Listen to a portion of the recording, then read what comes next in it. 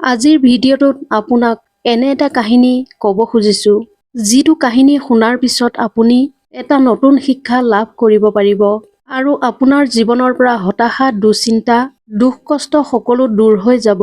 এটা ভাল মন লৈ আপুনি সকলো দিশতে আগবাঢ়ি যাব পাৰিব। এই কাহিনীটোৰ মূল বিষয়টো হৈছে এজনী কাউৰীয়ে জীৱনটোক লৈ চূড়ান্ত হতাশাত ভুগি কৈলাশ পৰ্বতত থকা শিৱৰ ওচৰলৈ গৈ কিদৰে ন্যায় ভিক্ষা মাগিছিল আৰু কিদৰে সেই কাউৰীজনীক ভগৱান শিৱই ন্যায় দিছিল। এয়াই আজিৰ কাহিনীটো মুখ্য বিষয়। এবাৰ এজনী কাউৰী গছৰ ডালত বহি আছিল আৰু সেই গছজোপাতে এজনী কুলি চৰাইও আছিল। কাউৰীজনীয়ে যেতিয়া কুলিজনীক দেখা পালে, তেতিয়া কাউৰীজনীৰ মনলৈ আহিল, মোৰ গাৰ বৰণ কলা আৰু এই কুলিজনীও গাৰ বৰণ কলা, অৰ্থাৎ মোৰ গাৰ বৰণ আৰু কুলিজনীৰ গাৰ বৰণৰ মাজত কোনো পাৰ্থক্য নাই। কিন্তু তথাপিও সকলোৱে কুলিক ভাল পায়। ৰৈ ৰৈ সকলোৱে কুলিৰ মাত শুনে আৰু মোক দেখা পালেই চবেই শিলগুটি দলিয়ায়। মোৰ মাতটো কাৰো হজমেই নহয়। এই কুলিজনীৰ সঁচাই জীৱনটো বহুত সুন্দৰ। এই বুলি ভাবি কাউৰীজনীয়ে কুলিজনীৰ কাষলৈ গ'ল আৰু ক'লে, তোমাৰ জীৱনটো খুবেই সুখৰ। তেতিয়া কুলিজনীয়ে সুধিলে, মোৰ জীৱনটোতনো তুমি কি দেখা পাইছা? মোৰ জীৱনটো সকলোতকৈ ভাল বুলি কিয় কৈছা? তেতিয়া কাউৰীজনীয়ে ক'লে, চোৱা, তোমাৰ দেহৰ ৰং আৰু মোৰ দেহৰ ৰঙৰ মাজত কোনো পাৰ্থক্যই নাই। কিন্তু সকলোৱে তোমাক বহুত ভাল পায়। মোক দেখিলেই সকলোৰে খং উঠে। কুলিয়ে সুধিলে, কিয় এনেকৈ কিয় কৈছা? কাউৰীজনীয়ে ক'লে, যেতিয়া তুমি মাত দিয়া, তোমাৰ মিঠা মাতত সকলো ৰৈ যায়, সকলো মন্ত্ৰমুগ্ধ হৈ পৰে। মই ভাবো তুমি তোমাৰ জীৱনটোক লৈ অকণো অসন্তুষ্ট নহয়। তুমি সঁচাই সৌভাগ্যৱান। কিন্তু মোক চোৱা, মোক সকলোৱে ঘৃণা কৰে আৰু মোক শিলগুটি ফৰমটি দলিয়াই খেদি পঠিয়ায়। ভগৱানে মোৰ লগত বহুত অন্যায় কৰিছে। মোক কিয় ভগৱানে এইদৰে স্বজন কৰিলে? এতিয়া এই মোৰ শৰীৰটোৰ ওপৰতে ঘৃণা উপজিবলৈ ধৰিছে। যদি ময়ো তোমাৰ দৰে এজনী কুলি চৰাই হলোহেঁতেন, তেতিয়া মই নিজকে বহুত ভাগ্যৱান বুলি গৌৰৱ কৰিব পাৰিলোহেঁতেন। কিমান যে ভাল লাগিলহেঁতেন। মানুহে মোৰ মাত শুনিবলৈ আগ্ৰহ প্ৰকাশ কৰিলেহেঁতেন। সকলোৱে মোৰ মাত শুনি মোক মৰমৰ দৃষ্টিৰে চালেহেঁতেন। কাউৰীজনীৰ এই কথাখিনি শুনি কুলিয়ে ক'লে, যদি তুমি ভাবিছা ভগৱানে তোমাৰ লগত অন্যায় কৰিছে, তেন্তে তুমি ভগৱানৰ ওচৰলৈ যোৱা আৰু তোমাক মোৰ দৰে বনাই দিবলৈ কোৱাগৈ। তাৰ পিছত কাউৰীজনী উৰি গৈ কৈলাশ পৰ্বতত উপস্থিত হ'ল। কাউৰীজনীয়ে গৈ ভগৱান শিৱৰ সন্মুখত পৰি ভগৱান শিৱক প্ৰণাম জনাই ক'লে, প্ৰভু, মোৰ লগত আপুনি ইমান ডাঙৰ অন্যায় কিয় কৰিলে? মোক কাউৰীৰ দৰে নিকৃষ্ট জীৱন এটা কিয় দিলে আপুনি? মই ক'তো মুকলিকৈ মাত এটাও মাতিব নোৱাৰো। মোৰ মাতটো কোনেও শুনিবই নিবিচাৰে। মোক দেখা পালেই সকলোৱে খেদি পঠিয়ায়। সেইবাবে মোৰ এই শৰীৰটোৰ প্ৰতি ঘৃণা উপজিছে। তেতিয়া ভগৱান শিৱই ক'লে, তুমি কিয় ইমান হতাশ হৈছা? ঠিক আছে বাৰু, মই তোমাৰ ৰূপ সলনি কৰি দিম। কোৱাচোন, তুমি কাউৰীৰ পৰিৱৰ্তে কি হ'ব বিচাৰা? তোমাক কেনে জীৱন লাগে? কোৱা। কাউৰীজনীয়ে মহাদেৱক ক'লে, প্ৰভু, মোক আপুনি কুলি চৰাই বনাই দিয়ক। কিয়নো কুলিৰ মাত সকলোৱে ভাল পায়। কুলিয়ে মাতিলে সকলোৱে ৰৈ ৰৈ কুলিজনীৰ ফালে চায়। সকলো মুগ্ধ হৈ পৰে। তাৰ পিছত ভগৱান শিৱই ক'লে, ঠিক আছে তেন্তে মই তোমাক কুলি চৰাই হিচাপে শৰীৰটো বনাই দিম বাৰু। কিন্তু তাৰ পূৰ্বে তুমি এটা কাম কৰিব লাগিব। তেতিয়া কাউৰীজনীয়ে ক'লে, কওক প্ৰভু, মই এতিয়া কি কৰিব লাগিব? যোৱা, তুমি কুলি এজনীক সুধি অহাগৈ। কুলি চৰাই নিজৰ জীৱনটোক লৈ কিমান সুখী। কুলিৰ জীৱনটোক লৈ কিবা অসন্তুষ্টি আছে নেকি? যোৱা, সুধি অহাগৈ। তাৰ পিছত মহাদেৱৰ আজ্ঞা পালন কৰি কাউৰীজনী কুলিজনীৰ ওচৰলৈ গ'ল আৰু কুলিজনীক সুধিলে, তোমাৰ নিশ্চয় জীৱনটোক লৈ কোনো অসন্তুষ্টি নাই। তোমালোকৰ এই জীৱন বহুত সুখৰ। তথাপিও তোমাক সুধিছো, তোমাৰ জীৱনটোক লৈ কিমান সন্তুষ্ট? তেতিয়া কুলিয়ে সুধিলে, এই প্ৰশ্ন কিয় সুধিলা? তেতিয়া কাউৰীজনীয়ে ক'লে, মই তোমাৰ দৰে কুলি হ'ব বিচাৰো। কাউৰীৰ কথা শুনি কুলিয়ে ক'লে, আজি তুমি যিদৰে ভাবিছা, ঠিক সেইদৰে ময়ো এদিন ভাবিছিলো। মই ভাবিছিলো মোৰ মাতটো যদিও মিঠা, কিন্তু মোৰ গাৰ বৰণটো কলা। কুলিৰ কথা শুনি কাউৰীজনীয়ে ক'লে, তুমি কি ক'ব বিচাৰিছা ঠিক মই বুজি পোৱা নাই। তেতিয়া কুলিয়ে ক'লে, তোমাৰ আৰু মোৰ গাতকৈ বগা হাঁহবোৰৰ জীৱনটোৱে সুন্দৰ। বহুত ধুনীয়া, সুন্দৰভাৱে সিহঁতে সৰোবৰত চৰি ফুৰে। সকলোৱে সিহঁতক দেখিলে মন জোৰ পৰি যায়। তাৰ পিছত কাউৰীজনীয়ে বেছি দেৰি নকৰি কৈলাশ পৰ্বতৰ ফালে উৰা মাৰিলে আৰু মহাদেৱক গৈ কাউৰীজনীয়ে ক'লে, প্ৰভু, মোক কুলি চৰাই বনাব নালাগে। আপুনি মোক বগা হাঁহ বনাই দিয়ক। ভগৱান শিৱই পুনৰ ক'লে, হয় নেকি? ঠিক আছে, মই তোমাক বগা হাঁহেই বনাই দিম।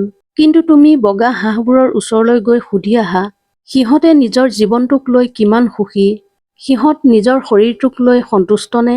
যোৱা সুধি অহাগৈ। মহাদেৱৰ কথামতে এইবাৰ কাউৰীজনী গৈ বগা হাঁহৰ সন্মুখত উপস্থিত হ'লগৈ আৰু হাঁহক কাউৰীজনীয়ে প্ৰশ্ন কৰিলে, তোমালোকৰ জীৱনটো চাগে বহুত সুখৰ নহয় জানো? কাৰণ তোমালোকৰ গাৰ বৰণ শুভ্ৰ, দেখিবলৈ তোমালোক খুবেই ধুনীয়া। তোমালোকে এই সৰোবৰত যেতিয়া চৰি ফুৰা, তেতিয়া তোমালোকৰ সেই নান্দনিক দৃশ্যই সকলোৰে দৃষ্টি আকৰ্ষণ কৰে। তোমালোকৰ জীৱনটোক লৈ নিশ্চয় কোনো অসন্তুষ্টি নাই।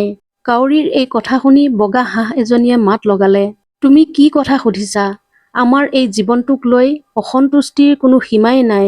কাউৰীয়ে সুধিলে, কোৱাচোন ইমান অসন্তুষ্টি কিহৰ? তেতিয়া হাঁহজনীয়ে ক'লে, আমাৰ এইটো কিবা জীৱন হ'ল নেকি? মৰাৰ পিছতহে মানুহক বগা কাপোৰে ঢাকে। মানুহে আমাক চাবলৈ আহি চপৰা, শিলগুটি দলিয়াই উৰাবলৈ চেষ্টা কৰে। মানুহে আমাক তৃপ্তিৰে ভক্ষণ কৰে। আমি জীৱনটোক লৈ অলপো সুখী নহয়। আমাৰতো ভাটৌ চৰাইৰ দৰেহে হ'বলৈ মন যায়। ভাটৌ চৰাই দেখিলে সকলোৰে মনটো জোৰ পৰি যায়। কিমান ধুনীয়া ৰং, নিমজ বলীয়া ৰং সিহঁতৰ। আমাৰতো প্ৰতি মুহূৰ্ততে জীৱনৰ শংকা। কেতিয়া কাৰ পেটলৈ যাব লাগে তাৰ কোনো নিশ্চয়তা নাথাকে। হাঁহজনীৰ কথা শুনি কাউৰীয়ে আকৌ পুনৰ মহাদেৱৰ ওচৰলৈ গ'ল। হে প্ৰভু, মই হাঁহৰ ওচৰৰ পৰা আহিলোগৈ। মোক হাঁহ বনাব নালাগে, মোক ভাটৌ চৰাই বনাই দিয়ক। মহাদেৱে পুনৰ আগৰ দৰে কাউৰীজনীক ক'লে, ঠিক আছে তেন্তে মই তোমাক ভাটৌ চৰাইৰ ৰূপ দিম। পিছে এইবাৰো তুমি ভাটৌ চৰাইক সুধি অহাগৈ। ভাটৌ চৰাই নিজৰ জীৱনটোক লৈ কিমান সন্তুষ্ট।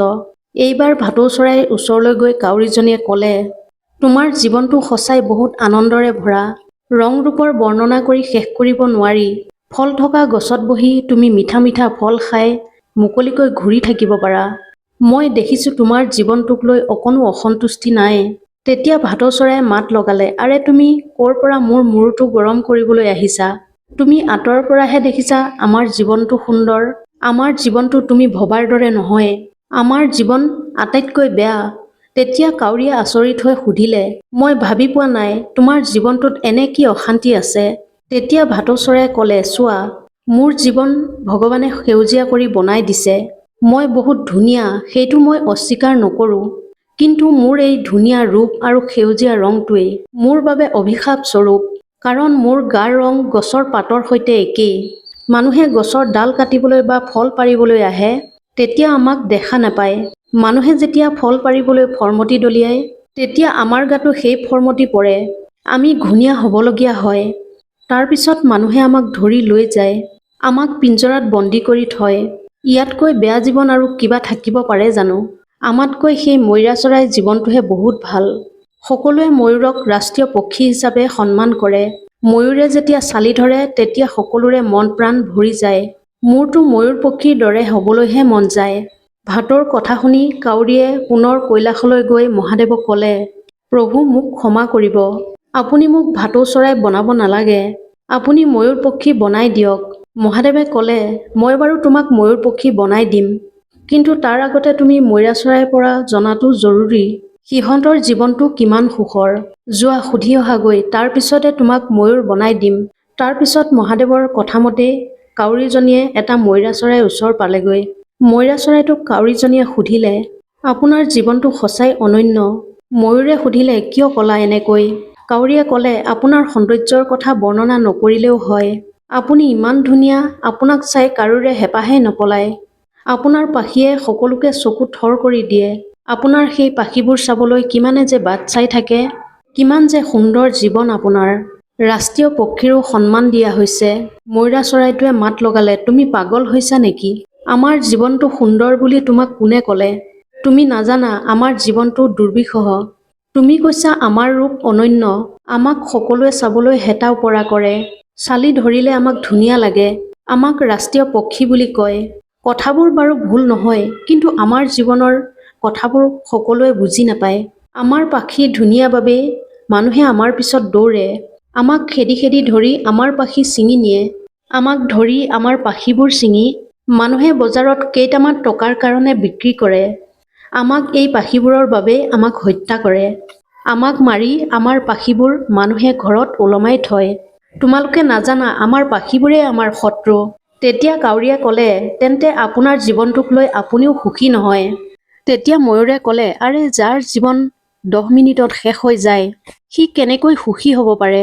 তেতিয়া কাউৰীয়ে সুধিলে, তেন্তে আপুনি কওকচোন সকলোতকৈ সুখী কোন? ময়ূৰে কাউৰীজনীৰ ফালে চাই ক'লে, তুমি সুখী, তোমাৰ আগে পিছে কোনো নাই। তোমাৰ কাৰোৰে পৰা একো অশান্তি নাই।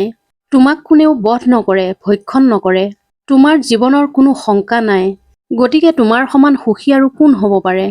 তুমি এই মুক্ত আৰু নিৰাপদ জীৱনটোক লৈ কিয় ইমান হতাশ হৈছা? তুমিতো গৌৰৱহে কৰিব লাগে। তুমি অযথা চিন্তাবোৰ বাদ দিয়া।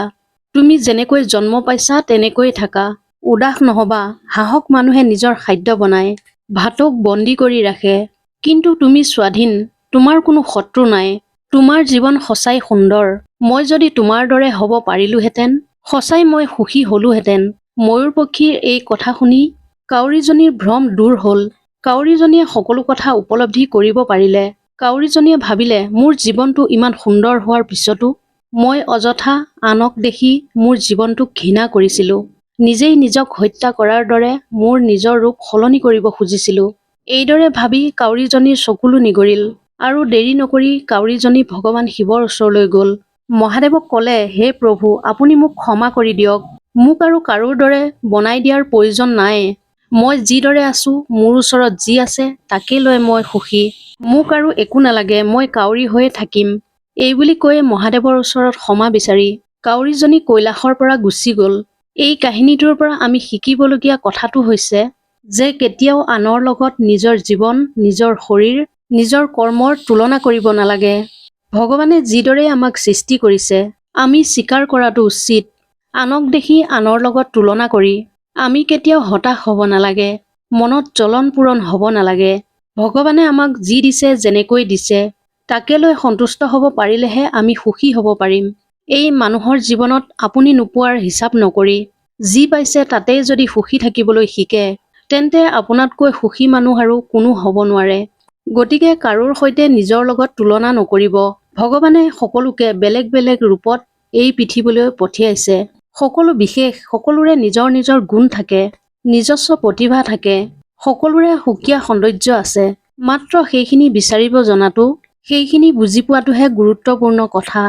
থকাখিনিকে লৈ আমি জীৱনত আগুৱাই যোৱাটোহে মূল কথা। যদি ভিডিঅ'টো আপোনালোকৰ ভাল লাগিল তেনেহ'লে চেনেলটো ছাবস্ক্ৰাইব কৰিবলৈ নাপাহৰিব। ধন্যবাদ।